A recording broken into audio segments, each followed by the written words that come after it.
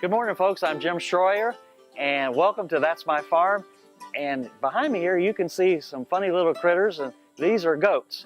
And we're on a goat farm near Parker, Kansas. Actually, we're on the Greg and Ann Christiansen farm, and we're going to be talking to Greg here in just a moment about this operation. So don't go away. We'll be right back.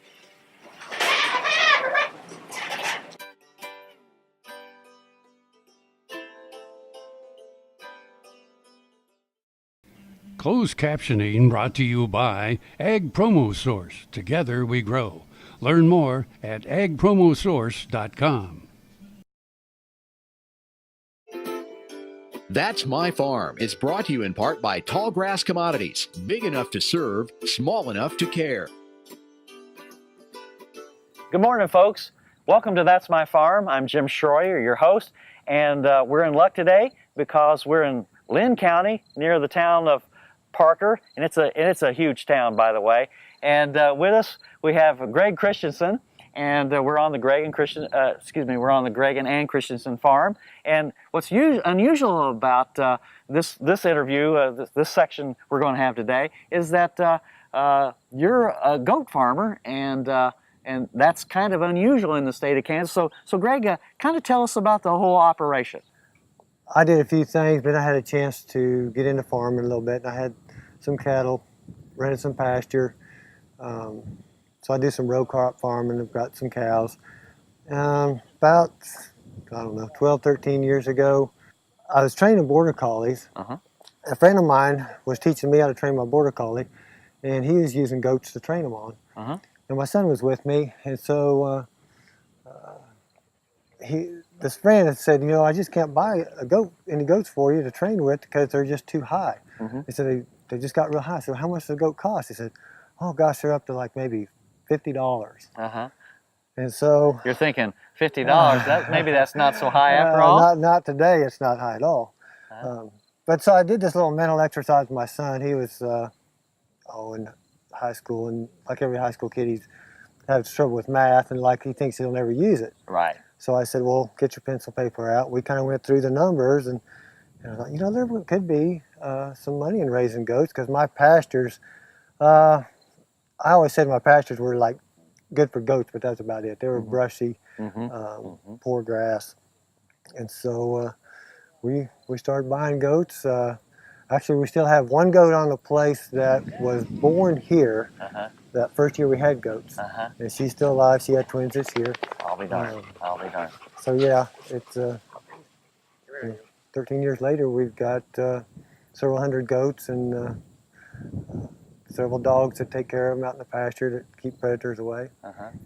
So, well, that's kind of an interesting way to get into it. But you still have some cows, and you said you had some corn and soybeans and a lot of pasture, mainly fescue. Yeah, mainly fescue pasture. It started out brushy pasture, and now my brush is kind of gone. I sort of miss it because the goats do real well on it. That's goats will go for those trees, that shrub brush. I've got goats and cows together in pastures. I've got goats by themselves. I got cows by themselves. I got goats with other people's cows. Really? Yeah, you think about what goats eat. Of course, they eat grass, but they also eat forbs and that sort of thing. And the cattle don't necessarily eat the forbs and that sort of thing. So that's really... Well, and the thing, Cerisa lespedeza is really invasive, and goats, they love that. And so I've got some goats eating Cerisa for a guy on his pasture where his cows are. Okay. So. Greg, don't go away. We got to take a word from our sponsors. You folks at home, don't go away either. We'll be right back.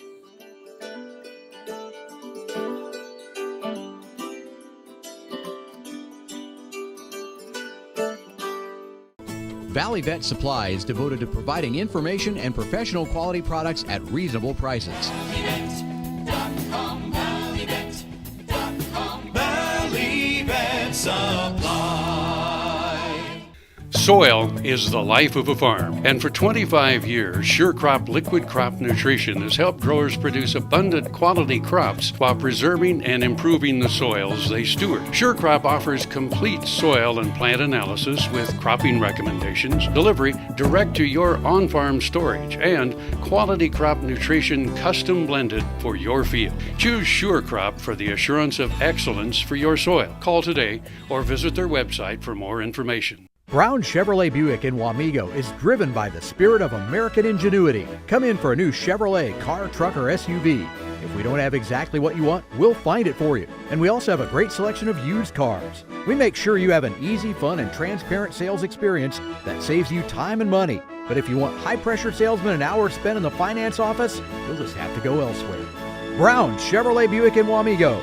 We're making car buying great again. That's My Farm is brought to you in part by Tallgrass Commodities. Big enough to serve, small enough to care. Welcome back to That's My Farm. I'm Jim Shroyer. We're in Lynn County and near the town of Parker, and we have Greg Christiansen with us. And Greg, tell us a little bit about these goats. I'm weaning goats now. This is a bunch I've just weaned a couple weeks ago, and I'll be weaning the rest of them. I just gather them up by pasture. I've probably got, I don't know, 10 or 12 pastures of goats from 40 to 160 acres in each pasture. And the age of the goats, these goats are? These would be born in April. I usually kid everything in late March through April. And so they're, 5 months old, now. Right.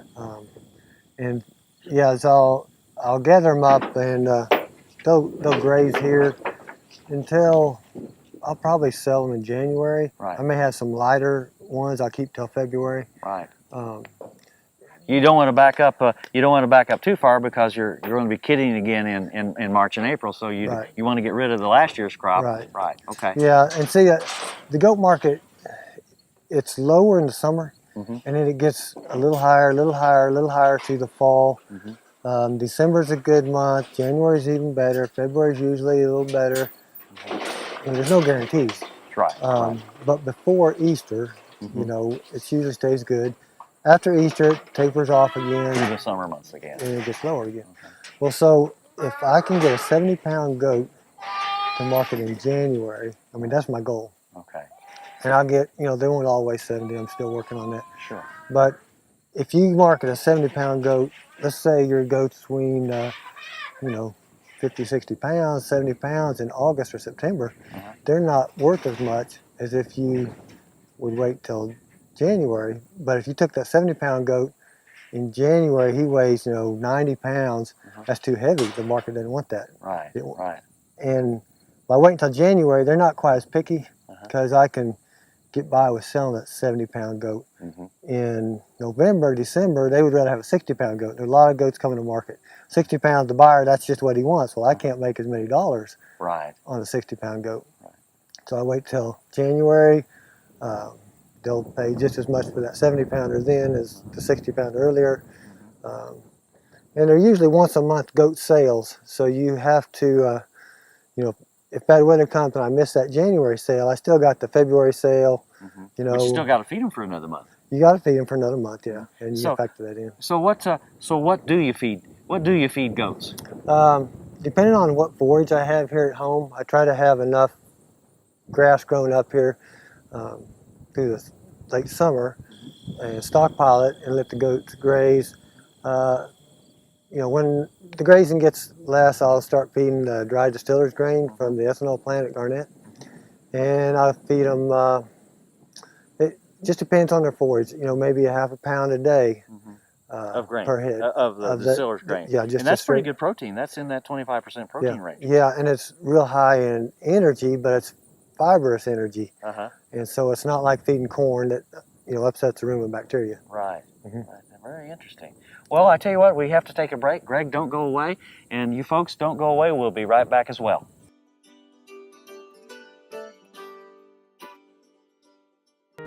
Earlier in my life, I rode bucking horses in rodeos, and my shoulders took such a beating, and that was probably the reason for having several previous surgeries on both shoulders. About a year ago, I decided that I didn't want to have another surgery. And so I contacted Kansas Regenerative Medicine, took their treatment process. It was relatively pain-free. Now, after 8 months, my shoulders have healed to the point where I think I'm probably 90 to 95% of normal. It takes a couple of months to start to see results and feel real progress. That continued to increase gradually until now at approximately 8 months. And I'm extremely pleased. I've got full range of motion. I can lift weights, I can throw, I can do a lot of things that I couldn't do without a lot of pain previously.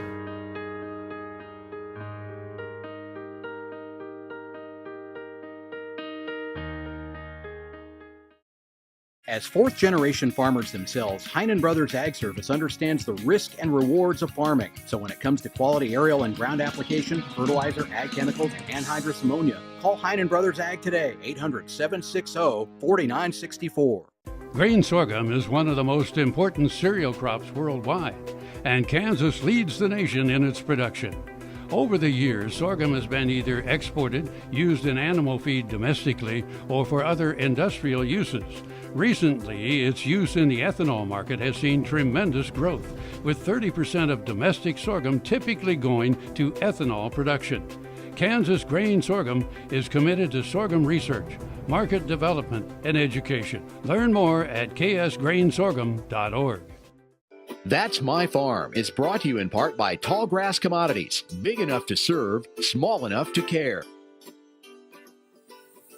Welcome back to That's My Farm. I'm Jim Shroyer, your host, and with us we have Greg Christiansen. We're in Lynn County near the big town of Parker, and let's continue our conversation on goats. It's kind of fascinating.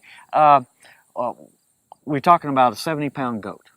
Okay, what is the dressing percentage in that, and who buys it, and that sort of thing? So kind of take it off there. Well, goats don't dress out very well. I would say the goats I raise would dress out 35, maybe 40%. Okay. You might get some individual breeds that would dress out a little bit better than that. But and my goats will go through the sale with hundreds of other goats, and they'll get on a truck and they're shipped back east to, it's usually ethnic groups that eat them, Middle Eastern people. Because they have their, the Muslims eat a lot of goat. The Mediterranean, like you said, eat a lot of goat, and it's a lot of festivals, religious festivals in which they eat it. Well, but there's more goat meat eaten in the rest of the world than any other meat. I mean, we're the only country that eats so much beef. Exactly. Yeah, there's a lot of goat meat eaten throughout the world, and we import. The United States imports. I want to, a large part of their goat meat. We can't raise enough to supply it. These goats, like last year, they brought, the market was, $2.40 or 50 cents in January per pound. Then you take that goat and it's slaughtered, after it's put on a truck. By the time it reaches somebody's plate, they're paying a pretty hefty price for goat meat. I mean, it's that important to their culture. So yeah, a 70-pound goat, and I can't get them all to weigh that, but they're pretty valuable property come January. I'm always amazed that somebody will pay that kind of money for goat meat. Well, and you said you started out some years ago at 75 cents, and you thought you were going to get rich. Oh yeah. And so, what do you think? What do you think we're looking for a price this year? Will we get, with beef prices so high? Will we hit $3? That magic mark of $3? There were some goats that sold for $3 a pound last year. I didn't get that much. It was just one sale that I heard of. But yeah, with the other meat complexes doing what they're doing, I would expect that the goats would follow suit. Right. I've had goat before in Morocco when I was there, and it's a great meat. I really enjoyed it. Enjoyed it. Okay. People ask me if we eat a lot of goat meat. We don't really. Occasionally, if somebody breaks their leg or something, we'll butcher one, maybe make it into jerky or something. But no, I put them on a truck and I take the money and I buy beef, and that's what I like to eat. Okay. Greg, we'll be right back. Stay with us, and folks at home, stay with us. We'll be right back.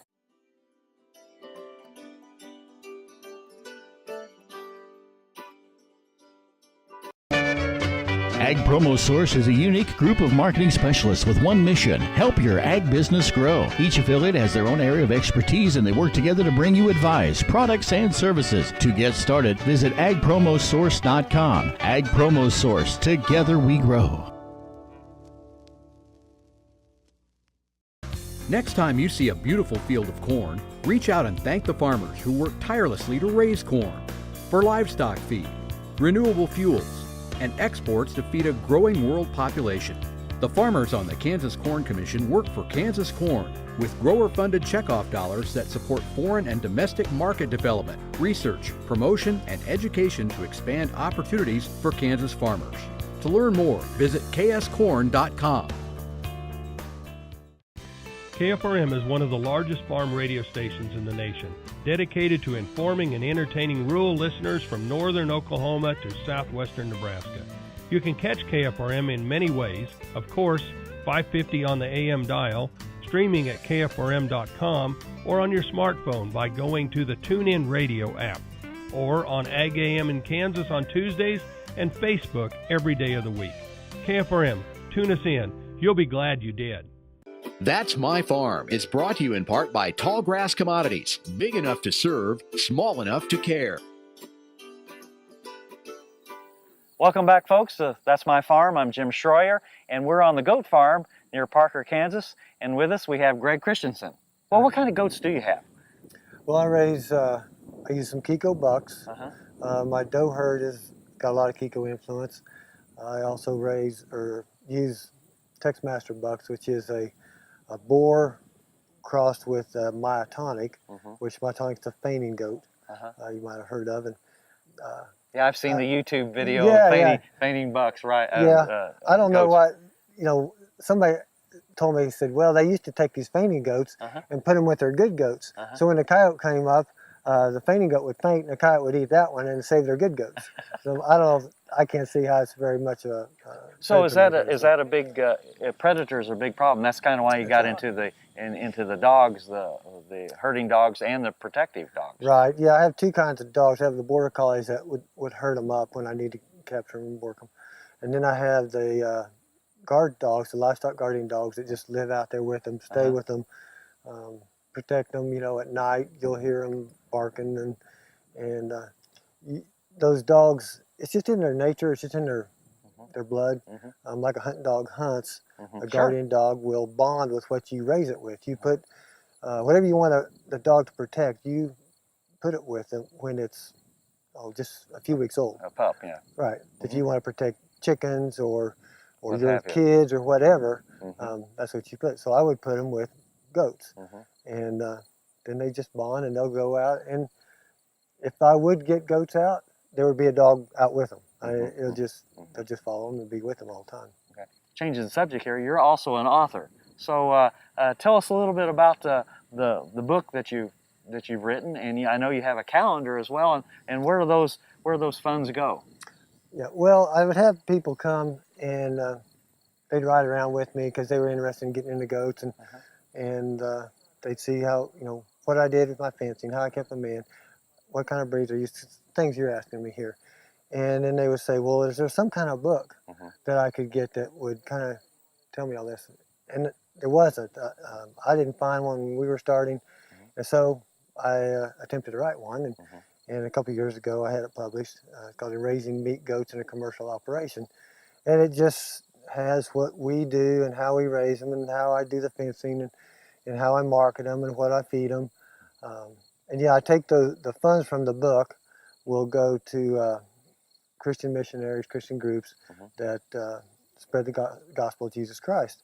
And then I started this calendar, and now I can't quit because it's just pictures of our goats throughout the year. They're great. They're great photographs. Yeah, well, I appreciate it, but I try to think of a little caption that goes with it, and I sell those in the fall, and I send those proceeds to groups that use goats, mostly in heavy Muslim countries where goats are prevalent in their ministry. But you also have something in Haiti as well. What do you call it? Kid to Kid? There's another organization that I support with some of those funds called Kid to Kid. They'll give a kid goat, a two-legged kid, a four-legged goat, and then that that young person will raise that goat up, and then they'll give the first kid one of those back to the organization, and they will give to another kid. It's kind of like Heifer International. It's a lot like that, yeah. It's like so.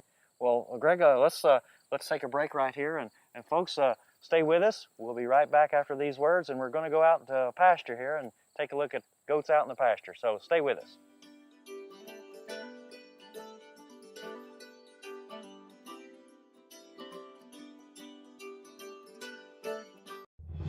No matter where, no matter why, the Veterinary Health Center at Kansas State University is committed to providing quality patient care to animals and exceptional customer service to their owners. From routine checkups to emergency and specialty care, our world-renowned specialists and experienced professionals are here to discover, to teach, and to heal. Let us know. How can I help? How can we help? This is Eric Stonestreet, and as many of you know, I love my home state of Kansas. In March, Kansas ranchers lost homes, equipment, and thousands of cattle from the largest wildfires in the state's history. Imagine losing all you have in a fire. Not just your house, but your livelihood. Ranchers are beginning to rebuild, but it will take years and tens of millions of dollars to build back herds, fences, and other infrastructure. Today, I'm asking you to help. Donate what you can and show your support to the ranchers of Kansas. Simply go to kansasfires.com. Your donation is tax deductible and will go to those who need it the most.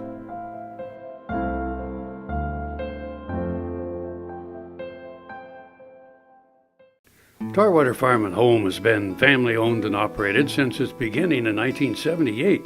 What you need for farm and agriculture, lawn and garden, clothing and footwear, and so much more. You'll be surprised at what you'll find in this huge store. They have what you need and lots of it. So come take a look. You'll discover that customer service is first and foremost. Always has been with the Tarwaters. Tarwater Farm and Home, 4107 North Topeka Boulevard. That's My Farm is brought to you in part by TALLGRASS Commodities. Big enough to serve, small enough to care. Welcome back to That's My Farm. I'm Jim Shroyer. With us we have Greg Christiansen on the goat farm near Parker, Kansas. And in this last segment here, let's talk a little bit about your pasture, because that's really an important component of your operation. I see red clover here, and what else we have? Yeah, well, here I've got red clover. There's some common Lespedeza, some fescue. I've been stockpiling now, and I'll try to stockpile that throughout this fall for winter feed. I've got 3 pastures here, and we just laid some pipe and put in waters, and I'll be splitting these pastures, each pasture 4 times, so I'll have 12 pastures. So I'll be able to manage these a lot better. So rotational grazing in there, okay. Right, yeah. I just feel like I wasn't getting as much out of these pastures as I should be. So yeah, you know, getting the water set up is the first thing I need to do. Then I'll be strip grazing this through the winter with my cattle and probably with the goats also. That come in after the cattle are out? Or you said earlier that you put them together. A lot of times I'll put them together. I'll be weaning my kid crop, and they'll be running over on this because this is real high protein, high energy. It's just growing up now. Okay. And it's good feed for them. Well, let's talk a little bit about how you maintain the pastures fertility-wise. Yeah, I took soil test a few years ago, and I was low in phosphorus, potassium. So I've been spreading chicken litter, getting it from Arkansas, Oklahoma, Missouri. I'm having it trucked up. I got a truck and a spreader. Yeah, and been spreading 1 to 2 ton an acre per year, trying to get those levels back up where they be productive again. Right. Well, Greg, I tell you what, I really appreciate you taking time this morning and talking to us. Not every day we get to talk to a goat producer, and I really appreciate it. I learned a lot today. Yeah, thanks, Tim. And folks, stay with us next week, because next Friday morning we'll have another show of That's My Farm, and thank you for being with us. Closed captioning brought to you by Ag Promo Source. Together we grow. Learn more at agpromosource.com.